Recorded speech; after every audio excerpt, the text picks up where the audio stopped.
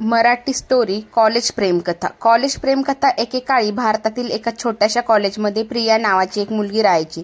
ती लांब कुरळे केस आणि मोठे तपकिरी डोळे असलेली एक सुंदर मुलगी होती। प्रिया शहरातील सर्वात प्रतिष्ठित महाविद्यालयात शिकत होती आणि ती एक मेहनती विद्यार्थिनी होती जी नेहमी तिच्या अभ्यासावर लक्ष केंद्रित करत असे। एके दिवशी प्रिया तिच्या वर्गात जात असताना कॉलेजमध्ये नवीन असलेल्या एका मुलावर तिची नजर पडली। तो उंच गोरा आणि मोहक स्मित होता। त्याचं नाव रोहित होतं आणि तो ग्रामीण भागातील एका छोट्याशा गावातला होता। रोहितने नुकतेच कॉलेजमध्ये प्रवेश घेतला होता आणि तो शहरात आपले नवीन जीवन सुरू करण्यास उत्सुक होता। रोहित त्याच्या वर्गाकडे जात असताना त्याची प्रियाकडे वळली आणि त्याला तिच्यावरून नजर हटवता आली नाही। त्याला वाटले की ती त्याने पाहिलेली सर्वात सुंदर मुलगी आहे। त्याला तिच्याशी बोलायचं होतं पण तो तिच्याकडे जाण्यासाठी खूप घाबरला होता। दिवस गेले आणि रोहित प्रियाला कॉलेजच्या कॅम्पसमध्ये पाहत राहिला। त्याने तिच्याशी बोलायचे ठरवले होते पण संभाषण कसे सुरू करायचे हे त्याला कळत नव्हते। एके दिवशी तो कॅन्टीनच्या दिशेने चालत होता तेव्हा त्याला प्रिया एका बेंचवर एकटी बसलेली पुस्तक वाचताना दिसली। त्याने संधी साधण्याचे ठरवले आणि तो तिच्याकडे गेला। हाय रोहित, आत्मविश्वासाने बोलायचा प्रयत्न करत म्हणाला। प्रियाने पुस्तकातून वर पाहिले आणि हसली। हाय, तिने उत्तर दिले। मी रोहित, त्याने स्वतःची ओळख करून दिली। मी इथे नवीन आहे। मी प्रिया, ती अजूनही हसत म्हणाली। ते बोलू लागले आणि रोहितला कळले की प्रिया फक्त सुंदर नाही तर ती हुशार आणि दयाळू देखील आहे।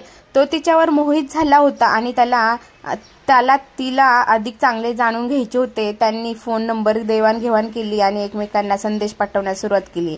दिवस आठवड्यात बदलले आणि रोहित आणि प्रिया चांगले मित्र बनले। ते त्यांच्या आवडत्या चित्रपटापासून ते त्यांच्या भविष्यातील स्वप्नापर्यंत सूर्याखाली असलेले प्रत्येक गोष्टीबद्दल बोलले। रोहित स्वतःला प्रियाच्या प्रेमात पडला होता पण तिलाही तसंच वाटत होतं की नाही ते त्याला माहीत नव्हतं। एके दिवशी रोहितने सर्व धैर्य एकवटले आणि प्रियाला तिच्याबद्दल कसे वाटते ते सांगितले। प्रिया, मला माहीत आहे की आम्ही फक्त मित्र आहोत पण मला तुझ्याबद्दल जे वाटते ते मी मदत करू शकत नाही। मला वाटते की मी तुझ्या प्रेमात आहे। रोहितच्या कबुली जवाबाने प्रिया आश्चर्यचकित झाली पण तिला स्पर्शही झाला। तिच्या मनातही त्याच्याबद्दल भावना निर्माण होऊ लागल्या होत्या पण ती कबूल करायला घाबरत होती। रोहित, मला वाटतं मलाही तुझ्याबद्दल भावना आहे, ती लाजत म्हणाली। त्या दिवसापासून रोहित आणि प्रियाच्या नात्यात बदल झाला। त्यांनी डेटिंग करायला सुरुवात केली आणि एकत्र जास्त वेळ घालवायला। ते उद्यानात लांब फिरायला गेले, चित्रपट पाहिले आणि कॅन्टीनमध्ये कॅन्टीन डेट केली। ते एकत्र आनंदी होते आणि त्यांच्यात काही येऊ शकत नव्हतं। मात्र त्यांचा आनंद अल्पकाळ टिकला।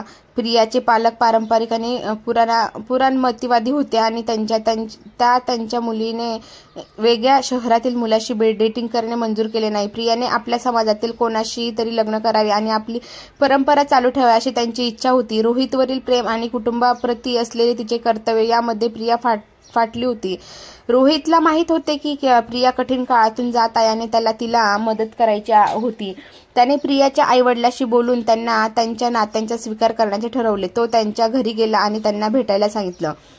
रोहितला पाहून प्रियाच्या आई वडिलांना आश्चर्य वाटले पण त्यांनी आतमध्ये त्याचे स्वागत केले। ते बोलायला बसले आणि रोहितने त्यांना प्रियावर किती प्रेम केले आणि आयुष्यभर तिची काळजी कशी घेणार हे त्यांना समजावून सांगितले। त्याने त्यांना वचन दिले की तो प्रिया किंवा त्यांच्या कुटुंबाला दुखावणार काही करणार नाही। प्रियाच्या आई वडिलांनी चेहऱ्यावरील कडक भाव घेऊन रोहितचे म्हणणे ऐकले। त्यांच्या मुलीचे वेगळ्या समुदायातील कोणाशी डेटिंग केल्याबद्दल त्यांना आनंद झाला नाही परंतु रोहितच्या त्यांच्या मुलीवरील प्रामाणिकपणा आणि प्रेमामुळे त्यांना त्याला संधी देण्याची खात्री पटली। काही तासांच्या चर्चेनंतर प्रियाच्या पालकांनी अखेर रोहितच्या कुटुंबियांना भेटून त्यांच्या लग्नाच्या शक्यतेवर चर्चा करण्यास सहमती दर्शवली। रोहित आनंदी होता आणि त्याने प्रियाच्या आईवडिलांचे त्याला संधी दिल्याबद्दल आभार मानले।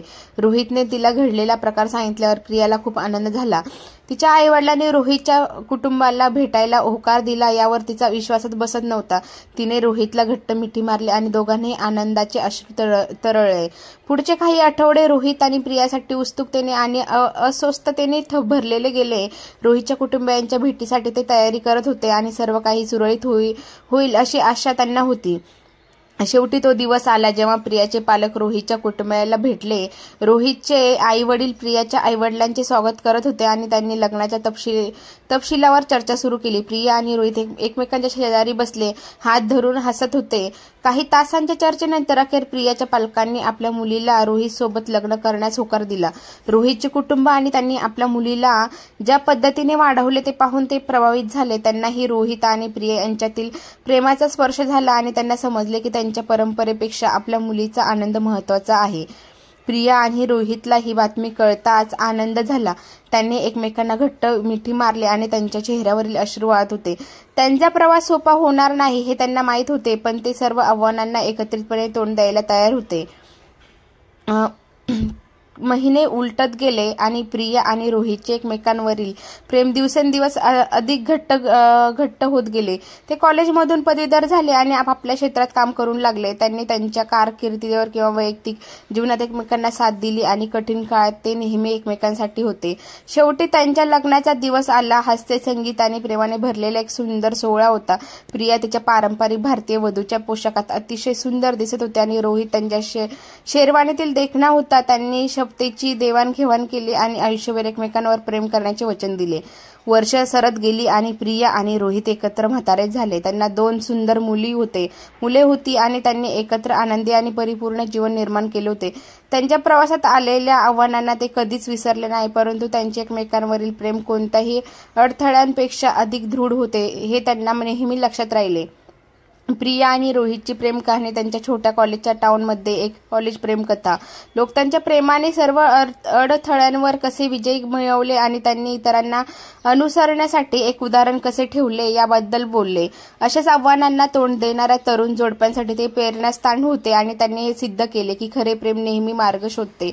सरते शेवटी प्रिया आणि रोहितची कॉलेजची प्रेमकथा ही केवळ एक कॉलेज प्रेमकथा नव्हती, तर ती प्रेमाची शक्ती आणि सर्व सीमा कशी जिंकू शकते याचा पुरावा होता.